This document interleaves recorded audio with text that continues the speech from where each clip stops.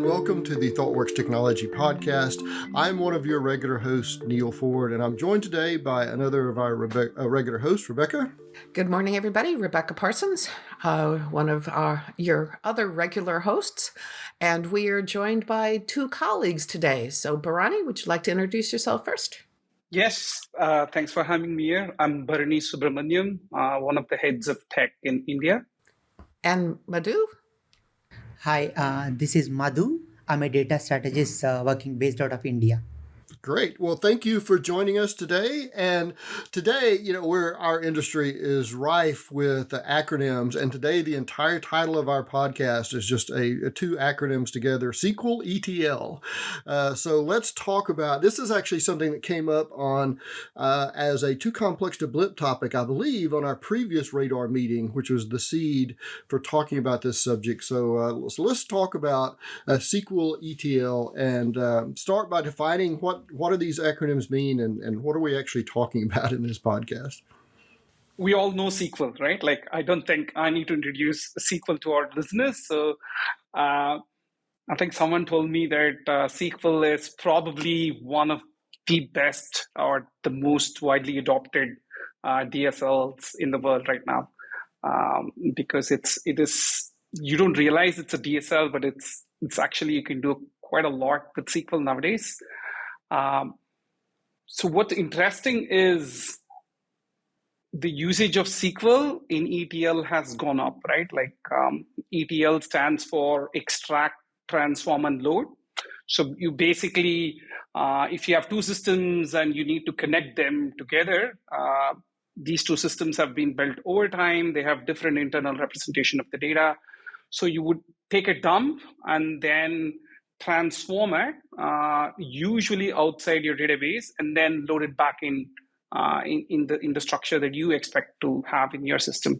But SQL is not used in ETL mostly. You would use some other tool like Talend, Informatica, or other, even Excel, to do the transformation, and then finally load them with a SQL script, right? Like, so ETL was mostly in the load of the ELT than the transformation, right? So two quick things. First, you used another acronym when you were defining our acronym, which is DSL, which is domain-specific language, which you're contending that SQL is in fact a domain-specific language, and it certainly can be. So that's the first one. And the second is, can you give us an example of the kind of transform you're talking about here? So you extract data, you transform it, and then load it back in. So what's the purpose of this transformation? What's an example of some reason to do a transformation like that? Yeah, so, I mean, I did talk about two systems, right? Like, usually the first system is a transactional system. So this can be your order entry or an online shopping cart service. So those are transactional systems. And then you might have a data warehouse or an analytical systems where you want to make some BI reports and do some intelligence on your transaction data. So if you are connecting these two systems, the internal structure of your data, you've organized it for a transactional use case, right? So if you have to, I mean, if I take a step back, you need to change the shape of the data so that you can do efficient analytics on top of it. And that's the part of transformation. So people traditionally had a star schema in the warehouses, whereas more normalized schema or something different on their transactional systems. And hence transform as you can think of shifting the shape of data to fit for your purpose. And that's traditionally done outside SQL is what we are starting this conversation with. Well, and one question I have always had about ETL is when you listen to your description of what that transform phase is, the term that always comes to my mind is data migration. And data migration is, it's very easy to define and incredibly hard to do. So I know this is a little bit of a tangent, but can you talk a little bit about why this is something that you can do over and over and over again, which is what you have to do. Is it because the data is current and therefore you don't have those little landmines that we always have with data migration? But that's always the thing that pops into my mind when we talk about ETL is, why doesn't this break all of the time? I'll pause. Madhu, you wanted to add something? Yeah, I think what you Bharani talked about is right. Okay, you have an operational data. End of the day, you need to make sense of that to make a business decisions. Okay, and you cannot put lot more queries on the operation system. Is not an efficient to have analytical queries. This is where you take out the data from an operational system and try to shape in a form where you can have a run analytical queries so that you can effectively take a business decisions. And this is not a one time, right? So their transactions keep coming, your business is continuously operating, you need to continuously capture the new transactions, and analytical queries and continuously run on the newer and latest data on historical data. I think that is the reason you need to continuously do this process all the way. So I'm going to respond to what Rebecca said. So when you have some kind of a migration, you have a well-defined data in your database in some schema version A or structure version A, and then you have a well-defined version B that you need to migrate to. So you kind of know upfront the shape of data that you're going to transform. And you can write a migration script in increments. You can up migrate, you can down migrate, see if everything is okay, and then you're good to go. So this ambiguity of the shape of data is very less when you're migrating, typically, right, in a typical setup. As opposed to in the pipelines that we talk about in ETL, it's in most of the cases, you may or may not know the shape of the data because you would be integrating with third-party systems that you don't control, and they change the schema without informing you. And that's the part where the transform in the ETL or ELT is kind of flaky, if I can put it that way, because unlike your migration scenario, you don't see the data upfront or the shape of the data upfront, and it tends to be a little unstable at times. Well, and one of the destinations that used to be a popular destination for this kind of data is a star schema, which is a schema that's optimized for doing queries for this kind of analytical behavior.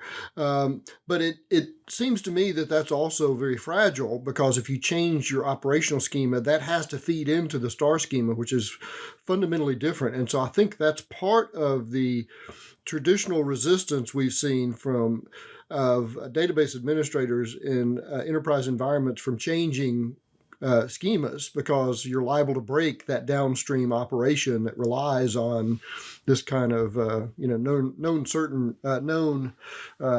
quantity on the other side. Exactly. Yeah. Okay, so why is this interesting now? So I think we've defined terms, extract, transform, and load. We understand what that is. We understand what SQL is. So let's talk about why this was a subject that came up in our TAB meeting, because this has obviously been around for a long time. So why is this an interesting topic now? So I think there is a history to it, right? Okay, so if you traditionally start with the traditional data warehouses, there is a limited by the computing power and a tight coupling between the storage and the compute together. And I think people started with the SQL and PL SQL to do the ETL part, and there is always a competing workload between analytical versus the transformation workloads. That is the time ETL tools come into picture. Okay, you can offload the transformations, and database or warehouse primarily used for analytical queries. So over a period of time, again, like big data come in, okay, and people, okay, did not had a chance to leverage SQL. People move towards the MapReduce, then Spark and those things. And there is a cloud computing, I think more and more power being added to the processing. Again, this is a time like, especially if I could talk about the cloud data warehouses, be it a BigQuery or a Snowflake, there's a game changers. Okay, there is a first thing is separation of compute and storage, and also there is a dynamic compute loads. Okay, if Snowflake says I have a virtual warehouses, I can use certain virtual warehouse for integration workloads, certain warehouses for analytical queries. So there is no compete in the compute power. Similarly, like there is a BigQuery, you can say like a burst computing or like a dynamic computing is always available. Okay, so one side you have a great SQL skills by the data professionals. Okay, earlier limited by the computing power. Now there is abundant compute power, and you can leverage the same SQL to do the kind of a transformations. Okay, is we have a scalability come into picture, so that people natural choice to move towards that. Other thing which I wanted to talk about is there is a continuous innovations happening. Even big data worlds also like okay, MapReduce moved to Hive, then Spark also started supporting SQL. Even Databricks started giving the SQL endpoints. What I wanted to talk about is further new innovation like DBT kind of tools came into picture, which is like more and more encouraging the engineering practices bring into the SQL world. That is one of the drawback I would say, like SQL deploying as an ETL pipelines and those things. DBT actually like bring those like a lot more engineering practices. Okay, version control, modularity. Okay, then you can have a promotion easily from one environment to another environment, testability by expectations. Okay, all these kind of features bring it to the SQL, which makes SQL more powerful. I think that is the reason I think I can leverage my SQL skills and also brings a lot more transparency to the transformations. So even business users can look at this. Oh, this is looks good to go for my business rules. Yeah, I was just going to say plus one, right? Like over the years, SQL got a little bit more interesting because we've got more and more analytical functions got added to the language, right? I know different databases support in different levels of SQL, but you've got things like windowing functions, you've got like common table expressions.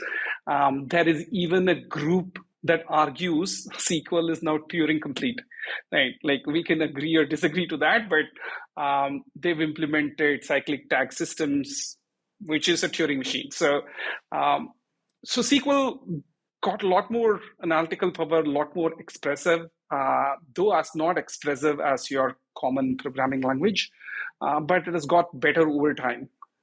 So the fact that SQL has this new capability together with tooling, like what Madhu mentioned about things like DBT, those are the enablers, I would say, that make SQL a very attractive option if you want to do the transformations inside the data warehouse. So we've often talked about things like stored procedures on hold and all of the different ways people try to use SQL too much. How would you respond to someone who says, aren't you being inconsistent by saying, oh, SQL is now this wonderful, powerful language, but you shouldn't use SQL this way, but you should use SQL that way? How do you respond to something like that? I think a part of that advice is still true, right? Like we don't want engineers to write their business logic inside a database, and hence because it makes it difficult to version, difficult to test, and it makes our life much more complicated. You would rather use a full-fledged programming language for that. But in this case, what makes SQL interesting is that you get all the goodness of a proper programming language, like what Madhu was talking about earlier. You can write modular code because tools like DBT leverage templating engines, so you can write like small reusable functions in SQL, and then with the templating engine, it'll kind of compile it to a complete SQL in the end. So you get that modularity in SQL now.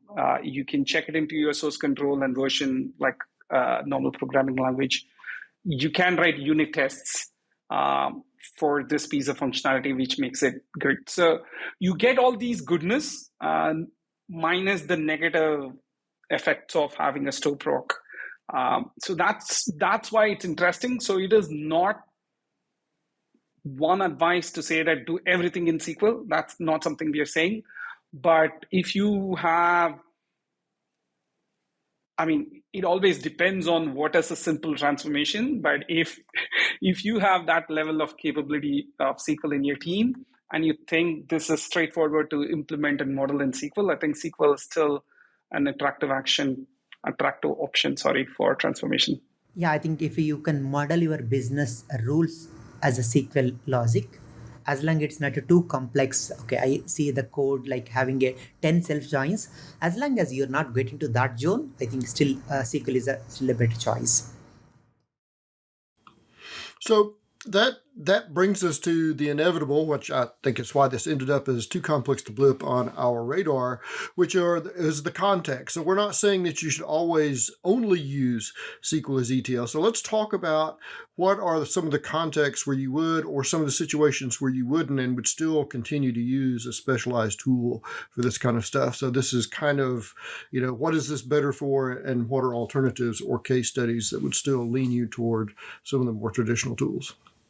I'm going to introduce another acronym. So we talked about ETL. Now there is another acronym which is very similar to it called ELT. So it's basically as you are swapping L and T, the order of L and T. So you basically extract the data, you first load it in your data warehouse without doing any transformation, and then use the SQL engine of the data warehouse to do the transformation, right? And this way you can use SQL power, and since the data is already in the data warehouse, it can manipulate it much faster. So just to answer your first question, then you should embrace using SQL for transformation. Most likely you are embracing ELT instead of ETL. So you have data already loaded. It's far easier to just use the existing DB engine to do transformation instead of going out of the database. So that's the first option. And the second one, for which the real answer is it depends, what Madhu also said. If your transformation logic is straightforward to implement and you're not doing excessive joins, and you would know that it's in a mess, right? Like, unless you're not in that state, I think it's still okay to do the transformation in SQL. Just to add, I think another point to where you don't use an SQL as a first choice is when you're dealing with unstructured data or a semi-structured data, SQL is not competent enough to handle that. This is where you use other programming paradigms to handle the unstructured data, structurize it, then hand over to SQL for transformations. Yeah, that's a good point. Yes. SQL by its very definition works on like structured relational data. Yeah, so you have that limitation. Though more and more with support for JSON, you can do semi-structured, but it also depends, right? If you are working with a really dense JSON that you think you're better off with a third-party library, then just pick a programming language to model the transformation. So this is definitely one of those cases where we need to be cautious of, 80% of this is easy and 10% of this is a little squirrely and the last 10% of it is a mess. And we need to be cognizant of when we are falling off the cliff of, I really shouldn't be trying to do this with SQL. I should be using a more powerful tool. Mm-hmm. Yeah, I think part of what, so the sort of elephant in the room in all these conversations, and the reason you have to think so much about where things run is because we're talking about such huge volumes of data. And to Madhu's point earlier, the entire ecosystem that we're dealing with has changed recently because of cloud environments where you can, in fact, run these massive queries against your data. So that would lead you to some sort of ELT kind of environment where you do have enough resources, where where a lot of the battle and a lot of the need for the tools before was to offload the actual workload of this data because there was so much of it, and you didn't want to bog down your existing system so much. So being able to separate things cleanly operationally like that with cloud environments, I think makes this a more attractive option, coupled with the fact that SQL has gotten more powerful. So it seems like this is one of those places where a lot of people started rejecting SQL to do this because it wasn't powerful enough and because of resource constraints. And then slowly the ecosystem has evolved and changed to the point where it's time to reevaluate this for some situations where you might be currently using some sort of specialized tool. Is that a good summation of what we've been talking about so far? Yeah. So, Bharani started talking about some of the things that you should do with SQL. So, do we have some advice, some best practices, and some good approaches to take if you're going to do this? Because we realize too that, SQL is a golden hammer in some organizations and ends up getting misused, as Rebecca was alluding to before.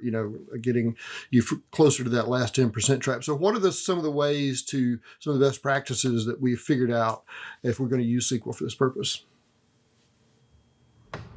Maybe I would say one of the thing is, bring the engineering practices. Okay, make sure that you version control the SQL files and try to modularize. Okay, breaks a complex transformation into multiple SQL transformations so that you are able to manage easily, and you can make necessary enhancements in those things.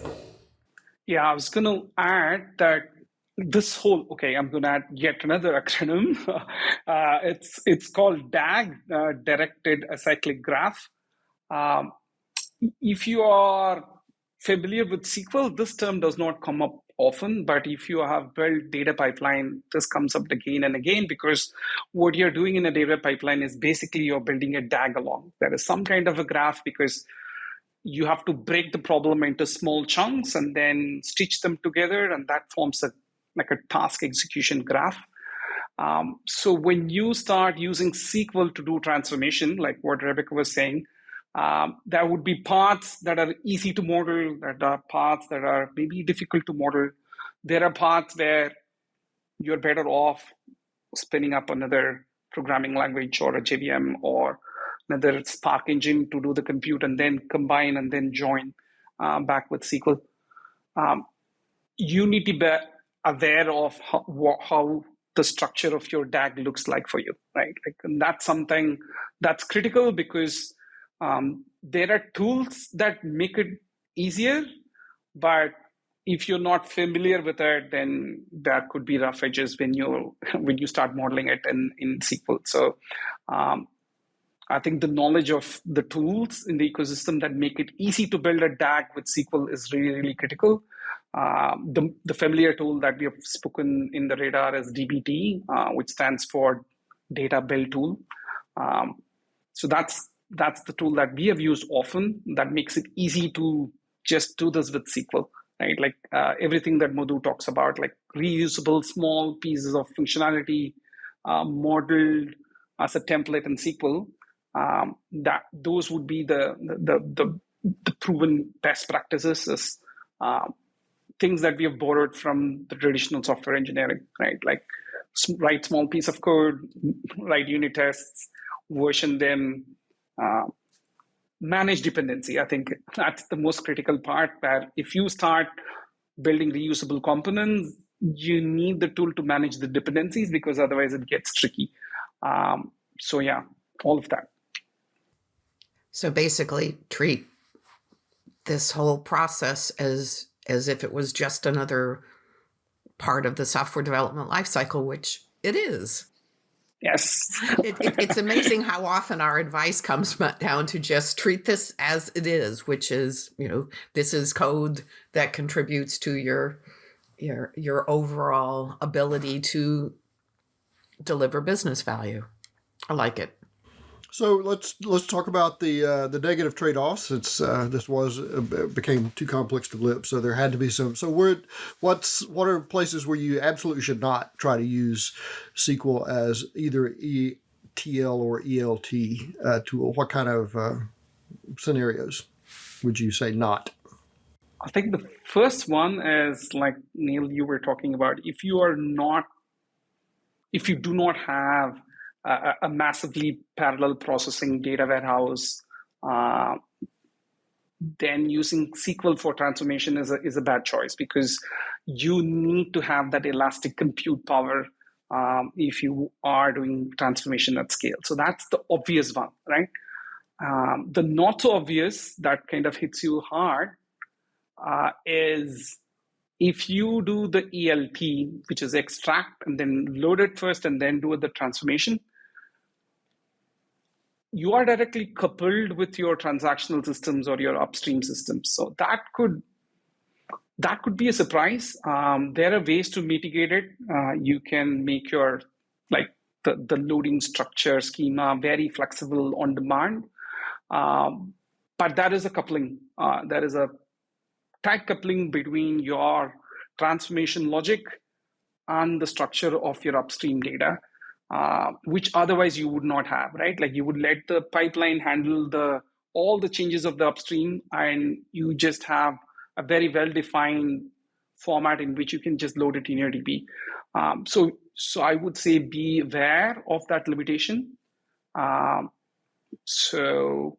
And then the very nature of SQL, right? Like there are newer syntax, there are newer functions to make SQL look like a full programming language, but you still have the inflexibility of expressing logic in SQL, right? If you make a small change in business logic, the structure of SQL might change significantly. So if you are in that paradigm, it's a bad advice. It's a bad choice to use SQL for the transformation. Yeah, I think this comes to the complexity of transformation. Yeah, if you're not able to, I think there are like transformations, you need to have a procedural language or a complex programming language. If you try to model that in SQL, it's very difficult to do that. I think we have to be cautious what can be modeled in SQL. Avoid it if it's not easy to model in SQL. The classic, just because you can doesn't mean you should. Yeah, as we've been talking about this, I keep going back to the definition that Martin has in his domain-specific languages book about how you actually don't want your DSL to be Turing complete, because that's what programming languages are for, and the whole purpose is to model something simpler. And it seems like SQL has gotten to that wobbly stage where you want to be careful you don't lead yourself too far down that garden path.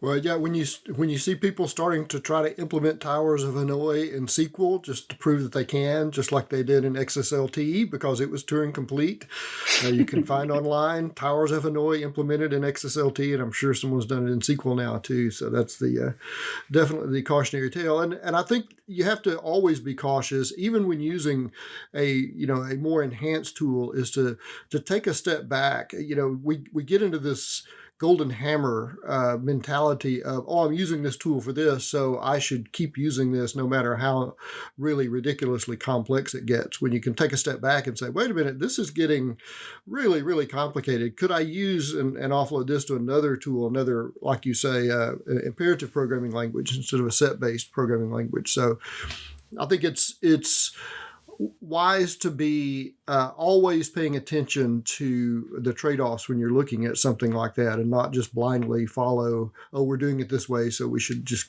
keep doing it this way no matter how far in the weeds you get. I think it's good to always keep that in mind. Well, it also sounds like that the DAG structure that Bharani was talking about, you do have the option of saying, okay, all of this stuff is relatively simple and it can flow along this SQL path. And then we've got this one part of it, which is really hairy, and we'll branch that off, treat that differently, and then bring it back into the fold. And I think that having that ability within the tool chain allows for you to do the simple thing for the simple stuff and only have to use the more powerful tool for the thing that really needs it. And that's always that trade-off. Well, gee, I've got this one thing that is really hard to do, so I have to use something really hard and powerful on everything. And that's technical debt. You're making things far more complicated for things that don't need it. But by having this more powerful tool chain, we can carve off that piece that's more complex. Okay, so let's wrap up. I think this may be the episode that has had the most 3-letter acronyms of any of our episodes so far, and that's a pretty high bar to hit. So so congratulations to coming with all the acronyms. Of course, in the data world, you end up with all those things. So any last bits of advice you want to leave our listeners with about SQL and ETL or ELT? I would say follow the best practices apply engineering practices while leveraging SQL. Otherwise, you will be compromising in the deployability and other aspects of it. Yeah, I would echo Martin on this. Use SQL as a domain-specific language. It has a lot of strength, but there are rough edges. So don't shy away in acknowledging that. And I would say +1 to Rebecca is use the right tool for the job. So if there are parts of the pipeline that makes sense to use and model as a relational algebra, go for SQL. If not, don't shy away from branching out, and you can always come back. And there are a number of data pipeline tools that let you do this mix and match, or rather polyglot in this data processing. So yeah, use the right tool for the right job. Well, like many things on our radar, there are some things that cannot be summed up in a single paragraph that take about 30 minutes of discussion. So this is a great example of one of those. So thank you so much for adding some nuance and context to this nuanced subject. Thanks for joining us today on the podcast. Thank you. Thanks for having us.